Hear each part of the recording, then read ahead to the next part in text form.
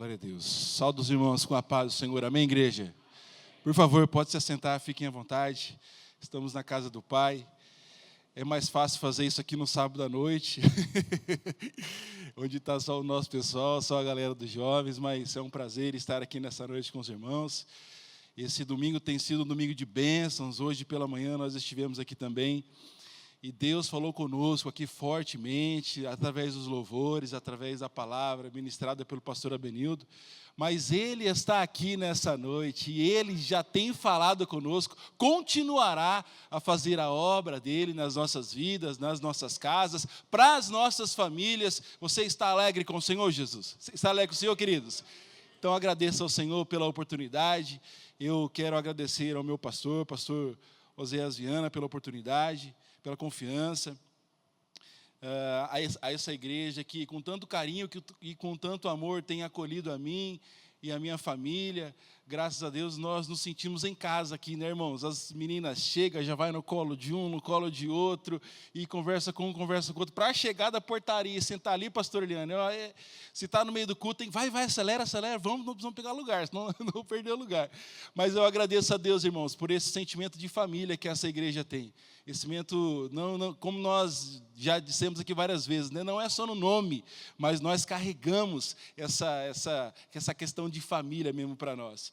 Queria agradecer também a nossa juventude, a De Família Jovens, o Jorge, a Gil, os nossos jovens que aqui estiveram cantando hoje. Deus abençoe os nossos regentes do Coral Chamar, o Vitor, a Keila, o Caio, que não medem esforços para estarem aqui nos domingos, depois do culto aqui, até a hora que só Deus sabe, né, galera? Mas Deus abençoe vocês. Estamos preparando um belíssimo trabalho para esse fechamento de ano. Nós temos aí o culto especial Hinos da Harpa Cristã, que estaremos também juntos participando. A cantata de Natal, que a gente já está a 1000 por hora aí acelerando com os ensaios. E também lembrar a igreja que em novembro nós temos a nossa conferência unificada, e no dia 22 de novembro será a conferência unificada com a direção dos jovens. Então estamos preparando uma festa linda, vai ser uma bênção. Pedimos à igreja as orações de todos, para que vocês possam também interceder pelas nossas vidas e que o Senhor Jesus esteja conosco nestes dias. Amém, queridos? Sem mais, vamos abrir as nossas Bíblias, capítulo 4 de Atos. Atos 4, versículo 32 a 35. Nós meditaremos nesses minutos aqui nesta noite sobre plenitude na comunhão com a igreja. Nós viemos e estamos estudando temas durante este ano, temas e subtemas. Nós estamos sobre o grande tema da nossa igreja, plenitude. Então, nós cheios da plenitude de Deus. Então, como que a gente fica cheio da plenitude? Então, nós viemos estudando. No mês de fevereiro, a gente estudou sobre plenitude na palavra. No mês de março, sobre plenitude na gratidão. Os irmãos lembram disso? Plenitude nas finanças, já estudamos sobre finanças aqui. Plenitude na comunhão com Deus, plenitude na família, na saúde. No último mês de agosto, nós falamos sobre plenitude na saúde. Inclusive, no sábado passado, estivemos com os jovens num momento lá no Parque das Nações, adorando ao Senhor, fazendo um culto lá, depois das 5 horas. Foi muito bom, uma bênção. Deus nos visitou ali naquele lugar.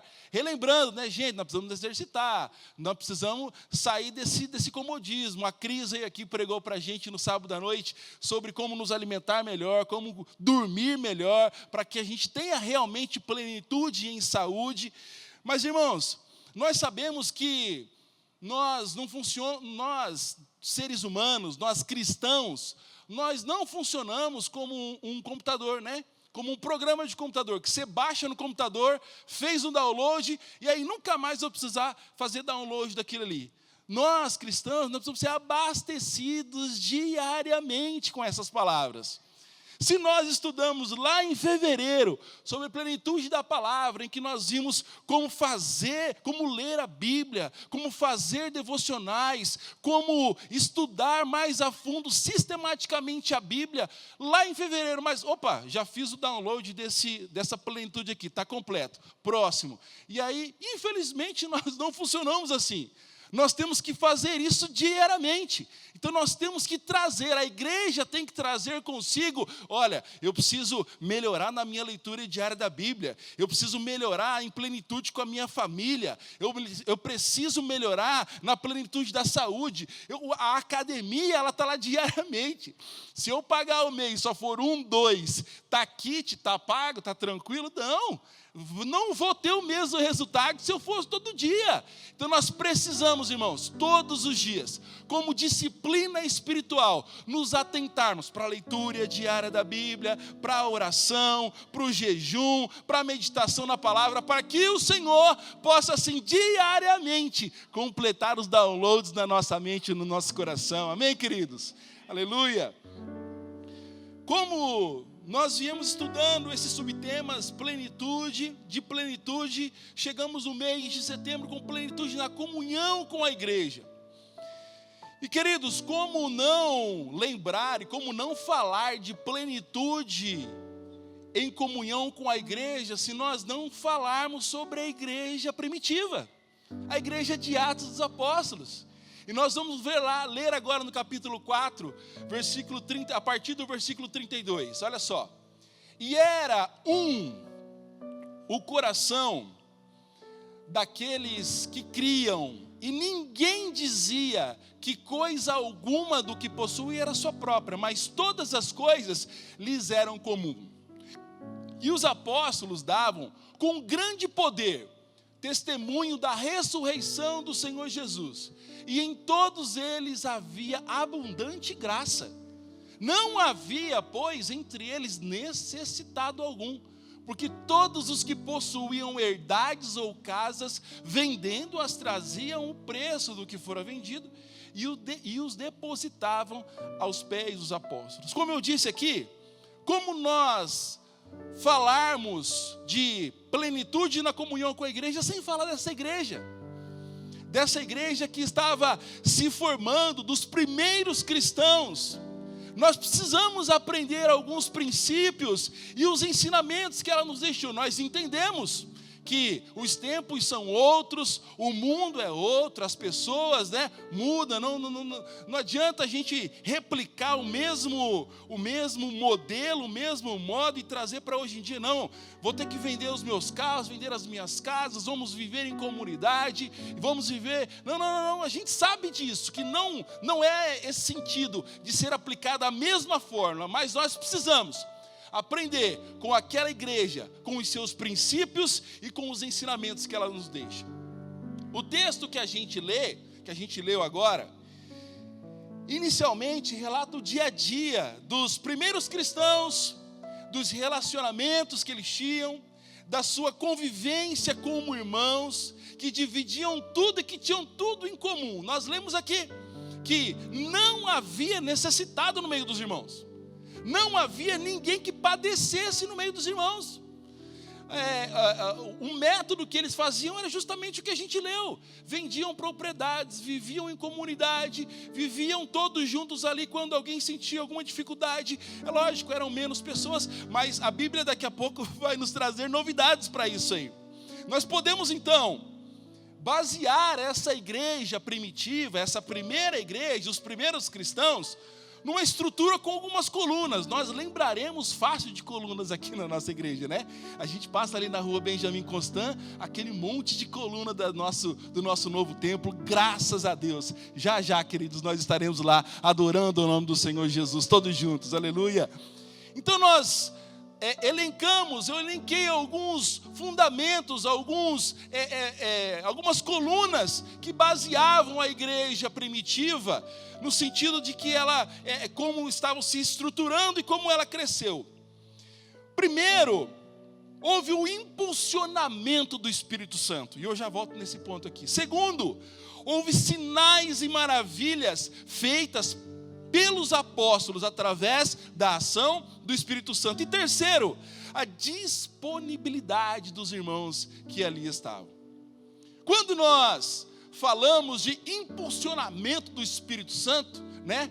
Nós hoje em dia, acostumados às redes sociais, a gente ouve muito falar desse nome, né? Impulsionamento. Fulano pagou pelo impulsionamento daquela notícia, ou daquela oferta, daquela promoção. Os irmãos aqui que lidam com redes sociais fazem impulsionamento das suas ofertas, suas lojas, suas promoções, etc. O que impulsionou aqueles discípulos naquele momento está lá no capítulo 2 de Atos, um pouquinho antes. Aquela promessa que havia sido feita lá em Joel, capítulo 2, versículo 28, que naqueles dias derramarei dos céus, diz o Senhor, e os vossos filhos profetizarão, os vossos velhos terão sonhos. Então, quando até aquele momento, querido, nós entendemos e nós sabemos que os discípulos conviviam com o Senhor Jesus diariamente, mas não tinham sido ainda impulsionados pelo Espírito Santo daquela forma, porque ainda não era a hora, não era o momento. Eles precisavam passar por situações, precisavam passar por processos, precisavam ser moldados pelo processo. E aí a gente escuta muito falar sobre isso nos nossos dias, e a gente tem dificuldade de entender. Às vezes Deus tem promessas para as nossas vidas. Deus sabe, porque nós ouvimos aqui nessa manhã, Ele é presciente, Ele é onisciente. Então Ele sabe o que vai acontecer, qual será o meu final, qual será o meu desfecho. Mas a gente tem dificuldade em passar por processos.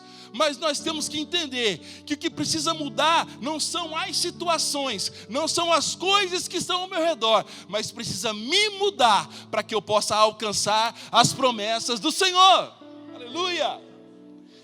Quando o processo e o tempo, foi falado disso, o processo e o tempo altera o nosso caráter cristão, que nós precisamos ter o caráter cristão moldado pelo Espírito Santo.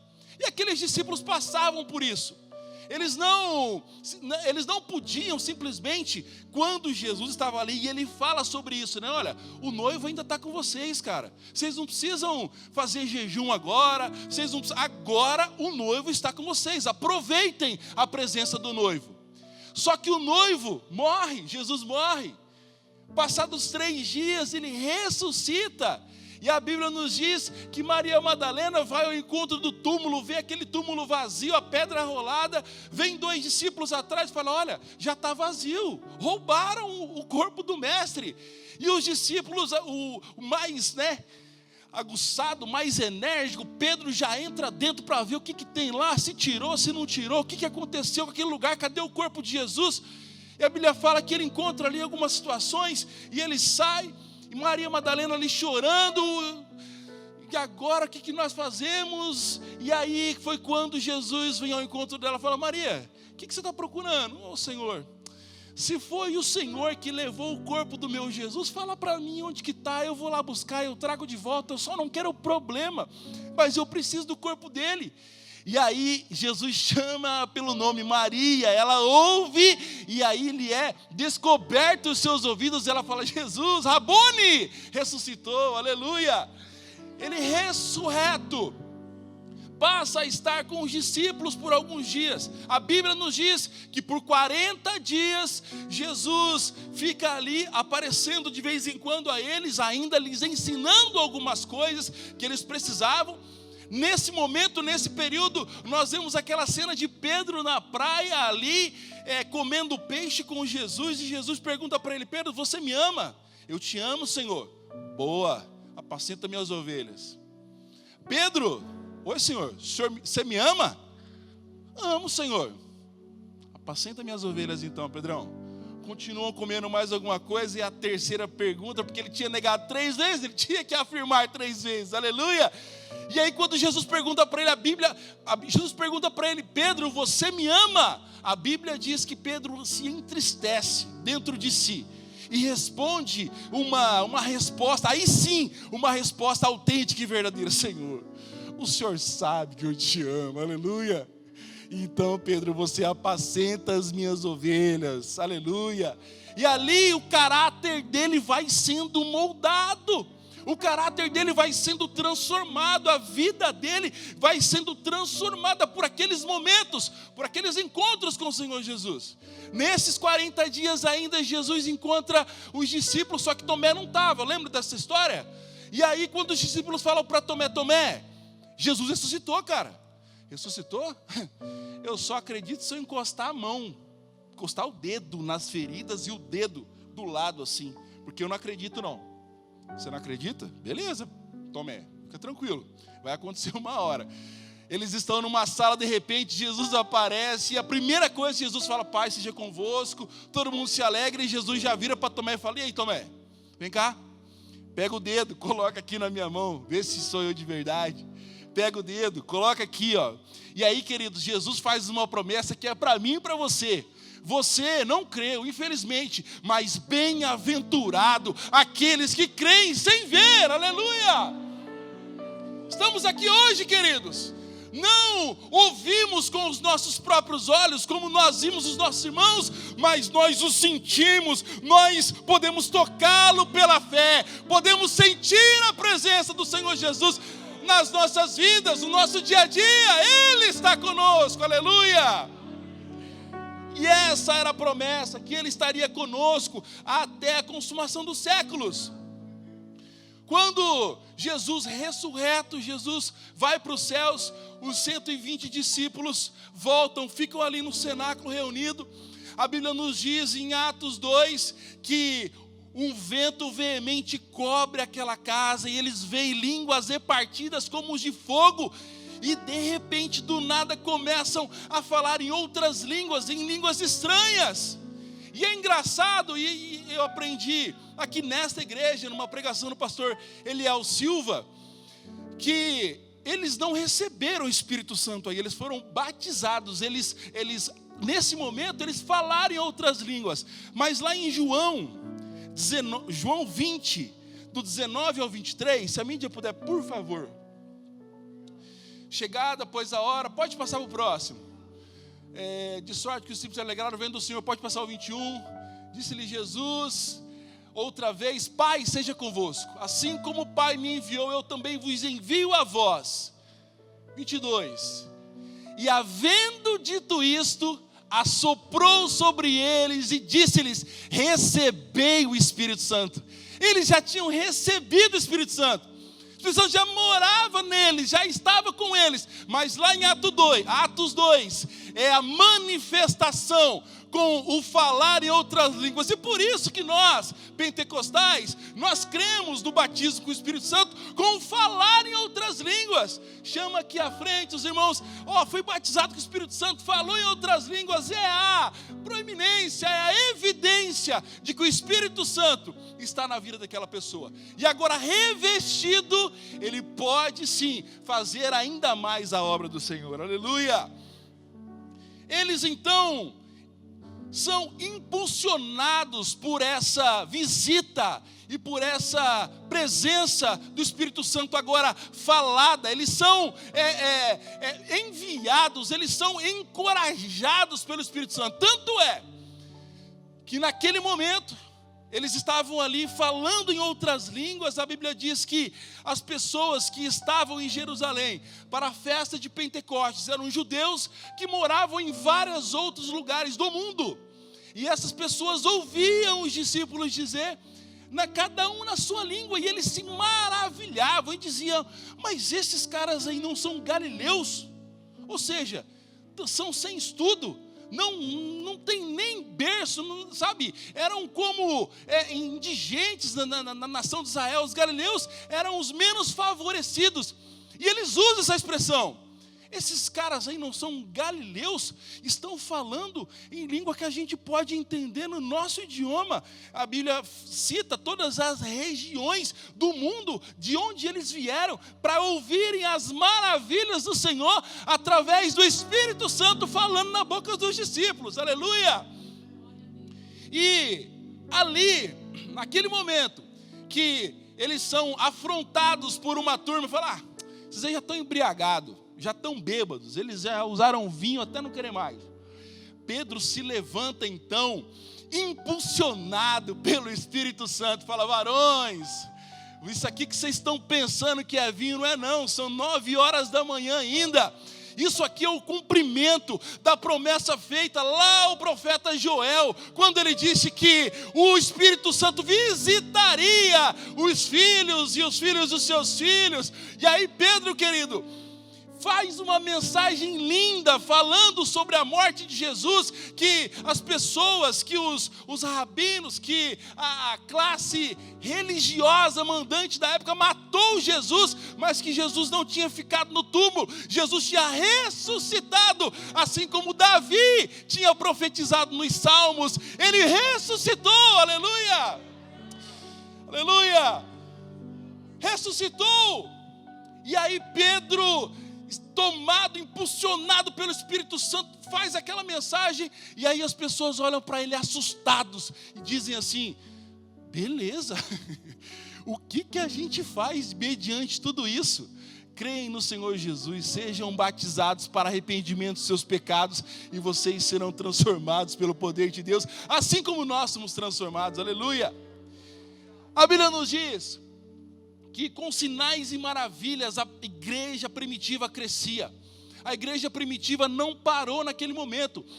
A Bíblia diz que naquele dia mais de 3.000 almas se converteram. Se converteram e foram batizadas, pastor. A igreja começou com 3.000 membros no dia da inauguração da igreja, aleluia. E aí, aqueles discípulos impulsionados pelo Espírito Santo começaram a fazer milagres, sinais, prodígios e maravilhas. Lá no capítulo 2 de Atos, verso 43, diz que o temor sobreveio a toda a alma, e muitas maravilhas e sinais se faziam pelos apóstolos. No capítulo 3 de Atos começa com Pedro e João indo ao templo, e aí tem lá um coxo que estava muito tempo lá na porta do templo, muito tempo na porta do templo. E aí eles chegaram, ele pede uma esmola, os irmãos conhecem a história, olha, a gente não tem ouro e não tem prata, mas o que a gente tem, a gente vai te dar. Levanta e anda em nome de Jesus, aleluia. Levantou, aquele homem foi de testemunho para muitos dias dentro da cidade de Jerusalém, porque ele foi levantado, foi curado, houve milagres, houve prodígios, houve maravilhas, a ponto de que as pessoas ficavam assustadas, havia temor no povo, aleluia. Pedro,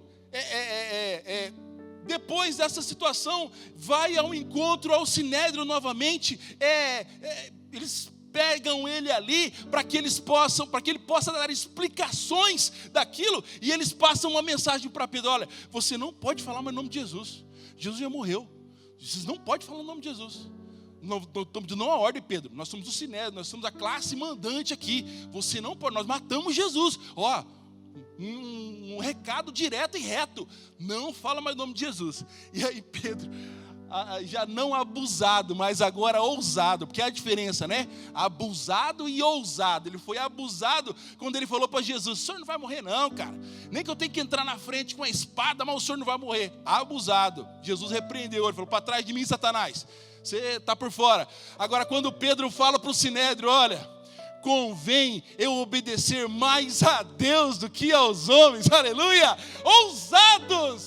ousados pelo impulsionamento do Espírito Santo para aquela vida, aleluia. E queridos, a igreja primitiva também tinha disponibilidade, os irmãos tinham disponibilidade em servir. O verso 32 do capítulo 4 nos mostra que os que criam se dispunham a dar e a doar uns aos outros, ao ponto de que não havia necessitado entre eles. Homens com corações dispostos, que foram impactados pelo poder de Deus e pela presença poderosa do seu Espírito, com um desejo mais intenso de se sacrificar e de compartilhar uns com os outros das boas novas que eles recebiam, aleluia. Desfrutaram abundante poder e abundante graça. Poder e graça são marcas da excelência da igreja, aleluia. A igreja é excelente, tem poder, tem graça, porque no poder a gente vê aquilo que Deus pode fazer, mas na graça, como o nosso pastor já disse aqui, nós estamos falando ao Senhor: Senhor, nós somos disponíveis, nós estamos disponíveis para fazer a tua obra, para trabalhar no seu reino, para contribuir, para dar a minha vida, para gastar aquilo que eu tenho no seu reino, Senhor. Aleluia, glória, aleluia. Queridos, essa breve explanação sobre a igreja primitiva, que nós, até hoje quando lemos, e nós, no ano passado, 23, acho que foi, no meados do segundo semestre de 23, nós fizemos um devocional com os jovens sobre Atos dos Apóstolos. E aí foi muito valioso para a gente, queridos, porque todo dia alguém lia um capítulo e fazia uma breve explanação daquilo que ele tinha entendido, um devocional mesmo, né, sobre o capítulo que ele tinha na responsabilidade. E, queridos, foi assim, foi transformador nas nossas vidas, reviver as obras, reviver aquilo que os discípulos da nossa igreja primitiva viviam. E assim, nós fomos impactados de tal forma que o pastor Paulo Rosso fez o último devocional e falou assim: ó, o Atos não termina no 28, o Atos 29 sou eu, sou você, é a igreja do Senhor. Nós precisamos continuar, nós precisamos caminhar, nós precisamos reproduzir, porque a Bíblia nos deixou o exemplo. Devemos então seguir esse exemplo, através dos seus ensinamentos e dos princípios, aleluia. E aí eu pergunto para nós, para os nossos dias atuais, como podemos hoje sermos plenos na comunhão com a igreja? E aí, essa é uma palavra que eu sempre quis falar aqui na frente. Igreja, do grego, vem de eclésia, né? Comunhão, do grego, é koinonia. E a gente não, né? Porque eu sou dos anos 80, 90, mas os mais antigos lembram do grupo koinonia, né, pastor? Quem lembra? O pastor José Bispo com certeza cantou muito grupo koinonia. Grupo comunhão, quer dizer, o significado de koinonia é comunhão. E hoje como nós fazemos então, para que geremos essa comunhão e koinonia, que significa algo comum, ter parte em algo, comum união. Nós temos essa palavra, né, Jorge? Falamos sempre aqui, comum união, estarmos unidos em comum união. A igreja significa assembleia, eclésia, assembleia dos fiéis, reunião dos fiéis. E Paulo, queridos, quando a gente fala de comunhão com a igreja, Paulo, ele nos exemplifica, já foi lido aqui hoje cedo, Romanos 12, mas em 1 Coríntios 12, nós vemos ali sobre o corpo, sobre como que o corpo deve se comportar, para que nós sejamos ou estejamos plenos em Deus como igreja. As instruções de como nós sermos plenos em Deus e na comunhão com a igreja, ele detalha que nós precisamos uns dos outros, a fim de que sejamos igreja em comunhão, eclésia em koinonia. E lá no capítulo 12, 1 Coríntios, capítulo 12, versos 12 a 14, se a mídia puder, por gentileza, porque assim como o corpo é um e tem muitos membros, e todos os membros deste um corpo, sendo muitos, são só um corpo, assim como Cristo é também. 13, pois todos nós somos batizados em um Espírito, formando um corpo, quer judeus, gregos, servos, livres, e todos que temos bebido de um Espírito, porque também o corpo não é só um membro, mas nós somos muitos. Pula lá para o 19, por gentileza. E se todos fossem um só membro, onde estaria o corpo? 20. Assim, pois, há muitos membros e um só corpo. Ainda, versículo 25. Para que não haja divisão no corpo, mas antes tenham os membros igual cuidado uns dos outros. 26. De maneira que se um membro padece, todos os membros padecem com ele. E se um membro é honrado, todos os membros se regozijam com ele. 27. Ora, vós sois o corpo de Cristo, e seus membros em particular. Essa passagem exemplificando como nós devemos ser hoje em dia plenos da comunhão com a igreja, me faz lembrar de uma música que a gente canta em casa com as crianças. E os irmãos pais aqui de crianças vão lembrar do Minha Vida é uma Viagem, né? Minha Vida é uma Viagem. E aí tem um hino que é do 1 Coríntios 12. Ele fala assim: assim como cada parte do corpo é diferente e importante para o todo, ninguém pode fazer nada sozinho. Todos somos dependentes um do outro. Aleluia! Nós somos dependentes, queridos. Nós precisamos dessa dependência para que nós sejamos corpo. E aí é engraçado porque o vídeo ele mostra um nariz desse tamanho, sem perna, né? Se eu fosse só o nariz, como que eu ia conseguir andar? Se eu fosse só uma orelha, como que eu ia conseguir cantar? Se eu fosse só a boca, como que eu ia conseguir pensar? Nós precisamos uns dos outros. Nós somos necessitados. E Deus, queridos, Deus, Ele nos fez singulares, nos fez únicos no mundo. Você sabia disso? Claro que você sabia. Somos mais de 8 bilhões de pessoas no mundo, vivos, tá, irmãos? Ninguém tem a digital a mesma de alguém. Todo mundo é diferente um do outro. Somos singulares em nossas características. E aí a gente pode pensar: mas o Criador deve estar reaproveitando, né? Quem já morreu? Porque... Não. Já pensou tanto de eras de gente, de pessoas que já passaram por esse planeta Terra, que já morreram e que também eram diferentes de nós. Deus nos fez singulares, únicos no mundo. Cada um tem sua particularidade, cada um tem os seus dons, tem seus talentos e até defeitos, né? Até os defeitos, cada um tem os seus. Mas na igreja, mais que esses defeitos, essas particularidades, os dons e talentos na igreja, nós nos encaixamos perfeitamente no lugar que Deus também preparou para mim e para você. Nós somos diferentes? Somos, mas nós somos como um quebra-cabeça aqui nessa igreja. Na De Família tem espaço para todos, tem lugar para todo mundo. Na nossa comunidade de fé, nós podemos exercitar aquilo que Deus me deu, aquilo que Deus te deu em comunidade, em comunhão com todos, queridos. Aleluia! Há espaço e há lugar para todos no reino de Deus. Nós somos parte importante do corpo de Cristo. E olha só, Ele não abre mão do que Ele me deu e do que Ele te deu. O Senhor Jesus não abre mão do talento que Ele te deu, do talento que Ele me deu. O Senhor Jesus não abre mão de como Ele te fez, porque Ele te fez para uma determinada situação que só você vai poder resolver. Para uma determinada obra que só você poderá fazer. Você é peça única nesse quebra-cabeça, aleluia. Ele não abre mão, porque Ele nos projetou para este lugar.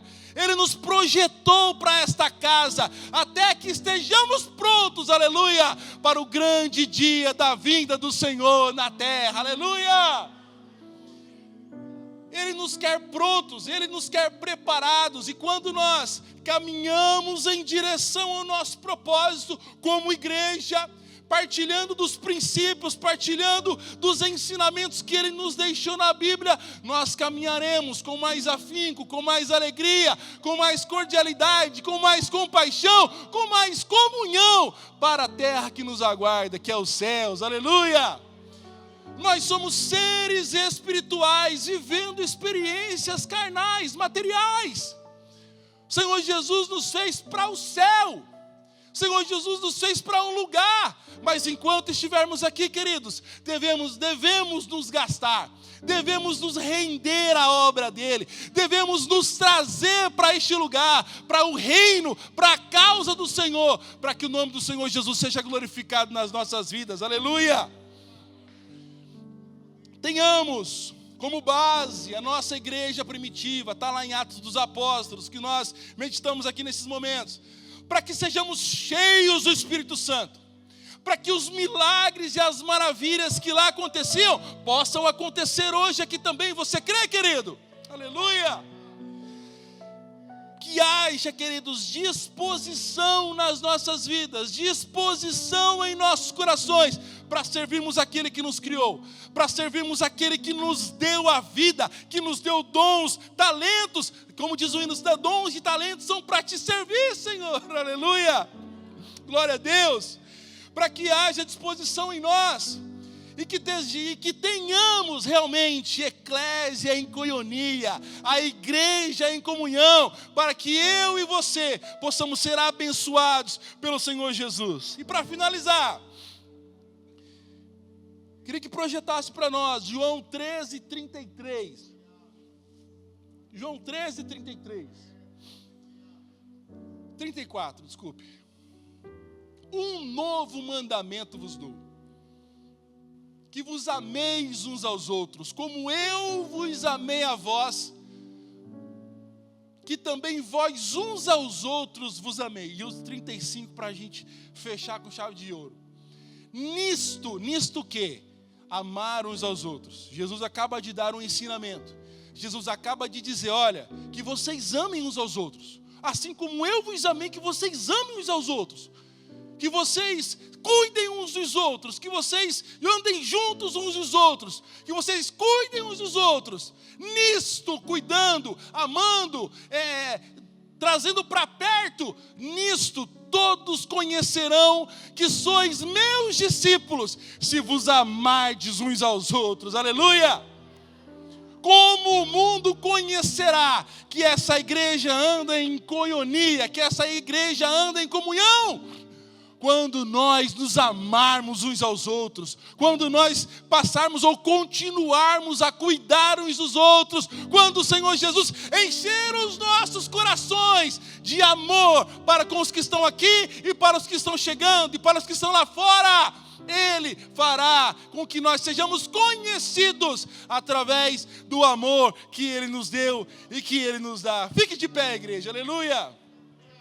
Eu queria convidar a equipe de louvor para a gente cantar um hino, e um hino que fala que nós abençoaremos os nossos irmãos, e finalizando sobre isso, sobre o amor que Jesus nos deu e que nós temos que transmitir ou repassar, ou pegar esse amor que Ele nos ama e dar também ao meu irmão, para que nós sejamos reconhecidos como filhos de Deus, para que nós possamos ter a base, a estrutura, para que poder e milagre possam nos acompanhar, para que sinais e maravilhas nos acompanhem, para que o Senhor Jesus possa fazer essa igreja uma potência maior ainda nessa cidade, nesse estado, nesse país. Nós seremos, aleluia, nós tocaremos, queridos, eu creio nisso, nessa palavra. Nós tocaremos a sociedade campograndense, nós tocaremos a sociedade sul-mato-grossense, nós tocaremos o Brasil, porque o Senhor tem separado aqui um povo, aleluia, que ama e respeita e obedece os seus mandamentos, aleluia, aleluia, aleluia, glórias,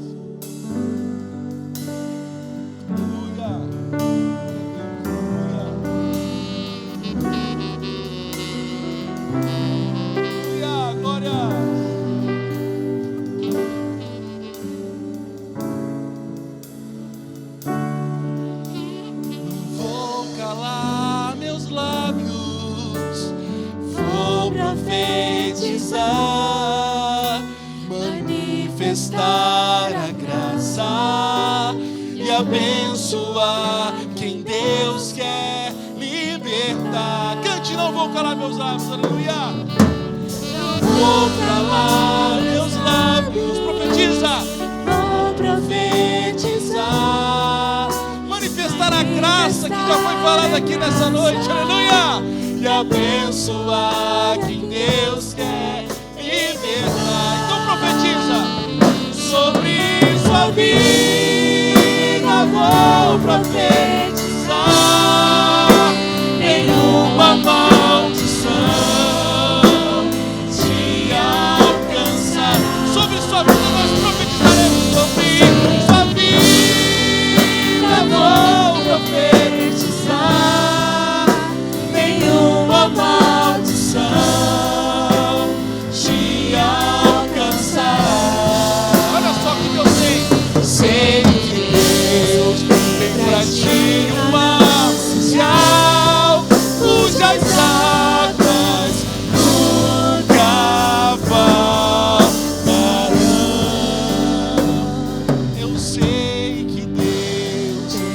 pra ti uma manancial, cujas águas nunca se.